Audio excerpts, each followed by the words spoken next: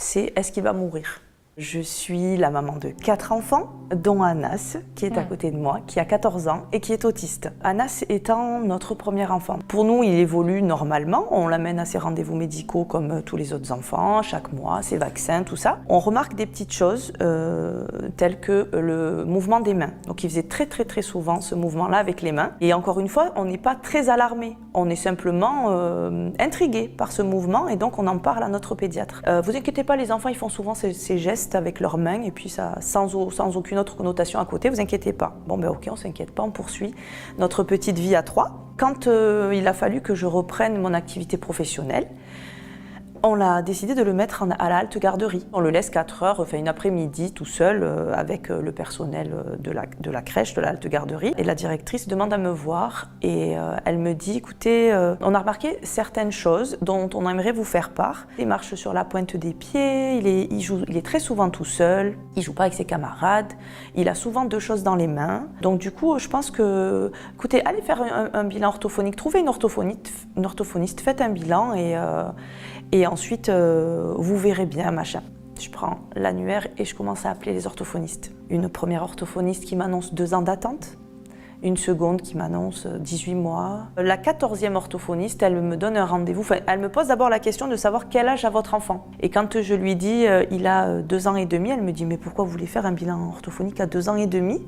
Et je lui explique, d'accord, je le vois dans 2 semaines. Et effectivement, après ce rendez-vous, elle me dit bon écoutez, vous avez bien fait de venir. On nous oriente très vite vers un CRA, donc un centre ressources autisme, pour une batterie d'examens qui a duré 1 an, pour avoir un diagnostic le 27 mai 2012. Anas, il a 4 ans. On est convoqués, Karim et moi seulement, sans l'enfant. Et donc, elle est dans le bureau, elle discute, puis elle énumère tout un tas de bilans, enfin de résultats de bilan. Et elle, à la fin, elle dit Anas souffre de troubles envahissants du développement, si je pense que je suis bonne dans le terme, souffre d'un trouble envahissant du développement, d'un autisme infantile. Je tombe littéralement de la chaise. J'ai les 2 genoux au sol et j'ai... heureusement, Karim, qui est fort à ce moment-là, il me relève, il me rassoit physiquement sur la chaise et il me dit ça va aller. Il me dit c'est bon, ça va, c'est bon. Elle me dit vous inquiétez pas, ça va aller, vous inquiétez pas, il y a tout un tas de choses à mettre en place, vous verrez. La seule question que j'ai posée, c'est est-ce qu'il va mourir? Parce que je connais pas, je sais pas ce que c'est. Elle me rassure très vite, elle me dit ah non, vous inquiétez pas, c'est incurable, c'est à vie. Mais on n'en meurt pas, on s'en va. Et en fait, dans la voiture, Karim, il me dit « Qu'est-ce qui a changé entre notre entrée à Père-Plantade et la sortie ?» C'est le même petit garçon. Celui que tu as posé à l'école ce matin, celui que tu vas aller chercher à 4h30, c'est le même. Elle a posé juste un mot. Un enfant autiste, au quotidien, c'est une attention de chaque minute, de chaque seconde. Il peut aller très bien et la minute qui suit, faire une crise parce qu'une odeur ne lui a pas plu, un bruit l'a agressé. C'est épuisant, vraiment. On ne peut pas être tranquille de se dire, bon, il va rien se passer. Il faut toujours être vigilant. Un rien peut déclencher une colère. Après, ça se travaille. Il a 14 ans maintenant, donc je sais, on devient des professionnels de nos enfants. On sait à quel moment ça va être compliqué. On anticipe les choses. En cas de grosse crise, ça lui arrive de cracher. Tu peux cracher dans le lavabo. En fait, il faut systématiquement lui offrir une solution à ce que lui ne peut pas gérer. En tant que maman d'un enfant autiste, on a facilité à sombrer parce que notre quotidien est épuisant. On se dit bon ben tant pis, je fais pas de shopping, tant pis, je me maquille pas, tant pis, je me coiffe pas. Le fait aussi d'avoir Anas et ces crises, parfois il faut le contenir physiquement. Si je me laisse aller, que je prends du poids, je ne vais pas pouvoir tenir sur du long terme. Et c'est une gestion qui n'est pas simple, mais qui n'est pas impossible.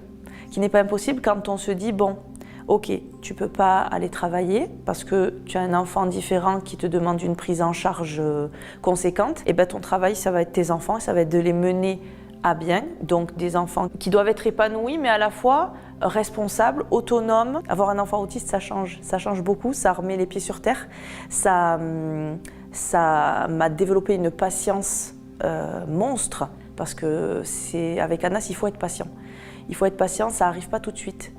Les progrès n'arrivent pas tout de suite. Il a fait de moi une meilleure version. Je crois que j'aurais pas pu être une meilleure version de moi-même qu'avec lui. Les moments difficiles aussi sont à l'extérieur. Un moment qui me vient, c'est je suis avec Anas dans un snack.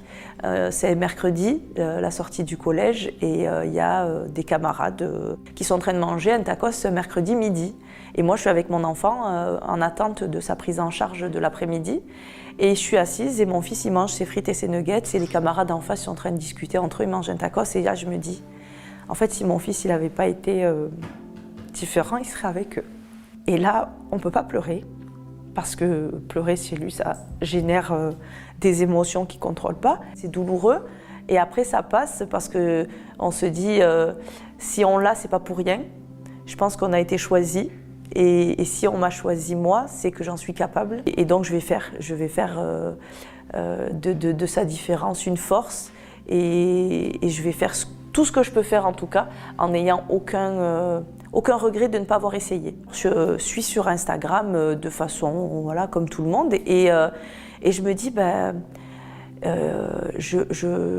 j'ai envie d'être celle que j'ai pas pu avoir moi quand j'ai eu le diagnostic. Une maman qui a un petit peu d'avance et qui me rassure, qui me donne de l'espoir sur l'évolution d'un enfant autiste. J'ai envie de montrer aux mamans qui arrivent dans ce monde avec un diagnostic d'un enfant autiste qu'elles peuvent faire des choses avec leur enfant. Donc je me mets à filmer. Mes premières stories Instagram, c'est justement le diagnostic d'Anas.